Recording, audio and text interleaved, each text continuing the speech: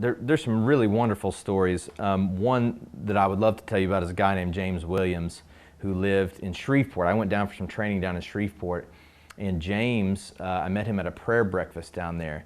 James was a 90-year-old, is still a 90-year-old World War II veteran. And when I sat down and visited with him, we discovered that we both were from Pottawatomie County. So I don't, how did you end up in Shreveport? He said, well, I grew up in McLeod, Oklahoma, which you may or may not know is only about 7 miles from here. I said, no, wow, that's amazing. I said, did you go to McLeod High School? Did you graduate from there? My family is from McLeod. And he said, oh no, Brandon, back then they didn't allow African Americans to go to McLeod High School. And I felt really silly for asking that question. He said, no, we went to Dunbar High School in Shawnee, which was on the south part of town, south of Farrell Street in Dunbar Heights. And he said, so I rode my bike 7 miles a day to Dunbar.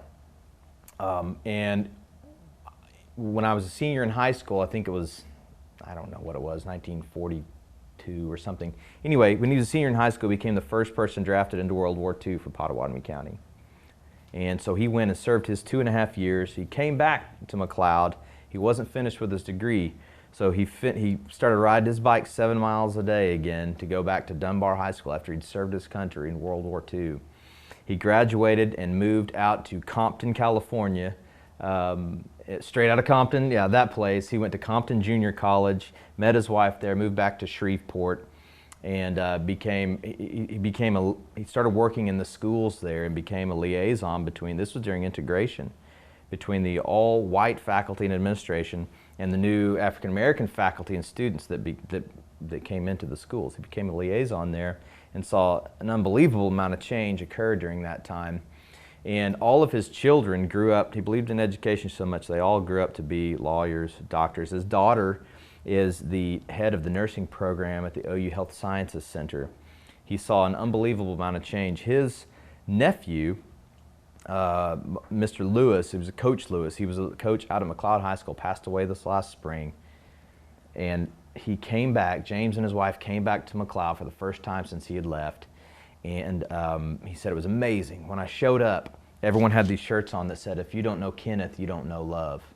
He said, what I found out is they allowed the entire school district to shut down for the day to attend my nephew's funeral. He said, Brandon, when I was there, I couldn't even go to that school.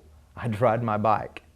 But my nephew was honored at this school, and everyone came to attend. He said, it's unbelievable how much change has occurred.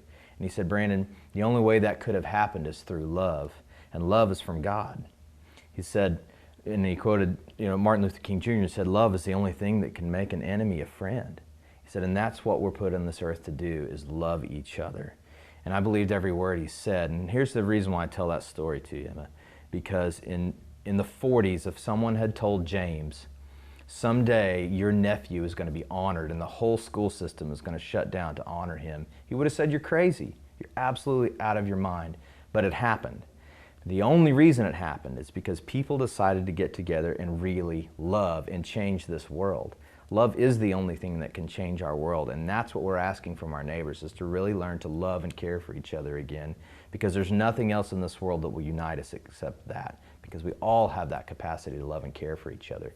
So I love that story from James, and it reminds us that yes, it's hard work, but we really can change our world, and it starts right with ourselves, right on our own blocks, and that's what community renewal is about.